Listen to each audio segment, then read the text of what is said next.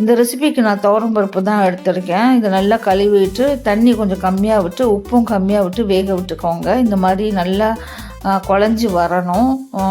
இதில் வந்து கொஞ்சம் தண்ணி கூட போனாலும் பரவாயில்ல, கனமான கடாயை எடுத்து இதில் கொட்டிட்டு அது மேலே வெல்லம் சேர்த்துக்கோங்க. நான் வந்து இது மண் இல்லாத வெல்லம்னால டைரெக்டாக சேர்த்துட்டேன். இது வந்து நல்லா உருண்டை பிடிக்கிற பதத்துக்கு தண்ணி சுண்டி வந்துடணும். இது பாருங்கள், உருட்டுனா அந்த சட்டிலேயே உருட்டும்.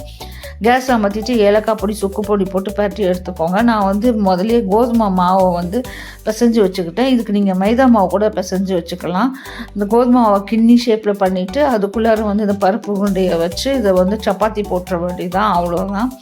இது நீங்கள் நெய் இல்லை பட்டரு இல்லை எண்ணெய் இந்த மாதிரி சுட்டு எடுத்து குழந்தைங்களுக்கு கொடுத்தீங்கன்னா சூப்பர்பாக இருக்கும். ஈவினிங் ஸ்நாக்ஸாகவும் மாறிடும், இல்லது நாங்கள் வந்து மார்னிங் பிரேக்ஃபாஸ்ட்டாக பண்ணி சாப்பிட்ருவோம்.